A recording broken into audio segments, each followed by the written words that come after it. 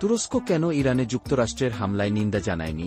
ইরানে যুক্তরাষ্ট্রের হামলার ঘটনায় তুরস্ক সরাসরি নিন্দা জানায়নি, তাহলে কেন এই বেইমানির কথা উঠল?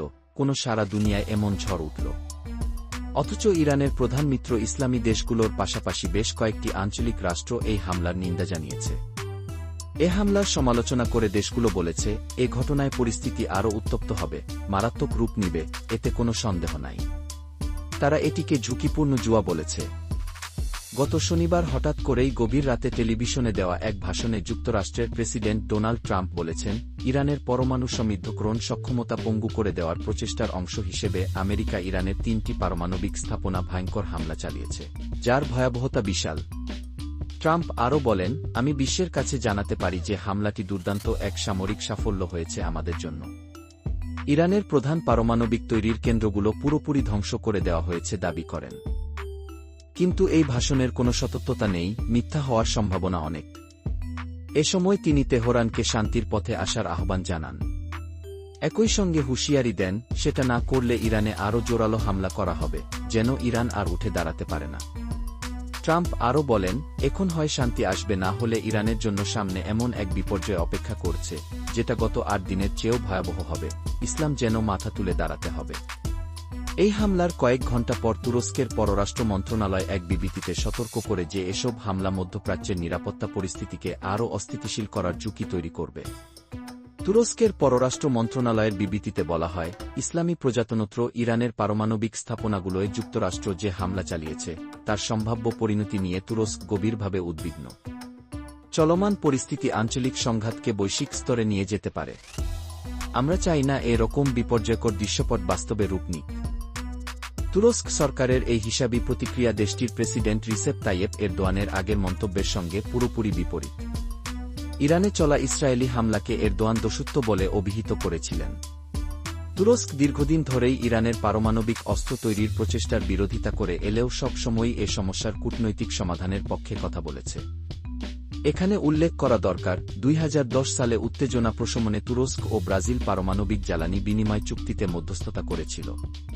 তুরস্কের প্রেসিডেন্টের পররাষ্ট্র সম্পর্ক বিষয়ক পরিষদের সদস্য ও শ্বেতা থিঙ্ক ট্যাঙ্কের নিরাপত্তা বিশ্লেষক মুরাত ইয়েশিলোতাস গতকাল রোববার লিখেছেন, ইরানের কথিত পারমাণবিক প্রতিরোধ ক্ষমতা অর্জনের চেষ্টা, যা দেশটির নেতারা আত্মরক্ষার জন্য প্রয়োজনীয় বলে যুক্তি দেন, তুরস্কের দৃষ্টিতে সেটি একটি বিপজ্জনক জুয়া। তিনি আরও লেখেন, ইসরায়েলি আগ্রাসনের প্রতি তুরস্কের বিরোধিতা মানেই এটি নয় যে তারা ইরানের পারমাণবিক উচ্চাকাঙ্ক্ষাকে সমর্থন করছে। ইরানের বিভিন্ন স্থাপনায় ইসরায়েলের সাম্প্রতিক হামলাকে তুরস্কে উস্কানি ছাড়াই হামলা বলে আখ্যায়িত করেছে। বিশেষ করে যুক্তরাষ্ট্রের গোয়েন্দা সংস্থা ও আন্তর্জাতিক পরমাণু শক্তি সংস্থার প্রতিবেদনের আলোকে আঙ্কারা এটা বলেছে। কেননা তেহরান পারমাণবিক অস্ত্র তৈরির পথে সক্রিয়ভাবে অগ্রসর হচ্ছে, এমন দাবি দুটি পক্ষের কেউই বিশ্বাস করে না। এ কারণেই ইরানে ইসরায়েলের হামলায় তুরস্কের কর্মকর্তারা দ্রুত নিন্দা জানিয়েছিলেন। তারা মনে করেছিলেন, ইসরায়েলের এ হামলা মধ্যপ্রাচ্যে নতুন বিভাজন ডেকে আনছে এবং বিস্তৃত পরিসরে যুদ্ধের ঝুঁকি তৈরি করছে। বিশেষ করে গাজা, লেবানন ও সিরিয়ায় ইসরায়েলের পূর্ববর্তী হামলাগুলো বিবেচনায় নিয়েছিল তুরস্ক। ইরানের রাষ্ট্রীয় গণমাধ্যম নূর নিউজ, দেশটির স্বাস্থ্য মন্ত্রণালয়ের বরাত দিয়ে 13 জুন জানিয়েছিল, ইসরায়েলের হামলায় তখন পর্যন্ত 430 জন নিহত হন ও প্রায় 3500 জন আহত হয়েছেন। অন্যদিকে ইসরায়েলি কর্মকর্তারা জানিয়েছেন, ইরানের পাল্টা হামলায় অন্তত 25 জন নিহত হয়েছেন এবং আহত হয়েছেন কয়েকশো মানুষ। এ পরিস্থিতিতে উত্তেজনা প্রশমনে উদ্যোগ নেন তুরস্কের প্রেসিডেন্ট রিসেপ তাইয়েপ এরদোয়ান। তিনি কয়েকজন মূল নেতার সঙ্গে টেলিফোনে কথা বলেছিলেন। এর মধ্যে ইরানের প্রেসিডেন্ট মাসুদ পেজেশকিয়ান ও মার্কিন প্রেসিডেন্ট ডোনাল্ড ট্রাম্পও ছিলেন। এই ফোন আলাপের মধ্য দিয়ে এরদোয়ান নিজেকে সম্ভাব্য মধ্যস্থতাকারী হিসেবে তুলে ধরেছিলেন। ইরান ও যুক্তরাষ্ট্রের মধ্যে পরমাণু আলোচনার জন্য ইস্তাম্বুলকে ভেন্যু হিসেবে ব্যবহারের প্রস্তাবও দিয়েছিলেন।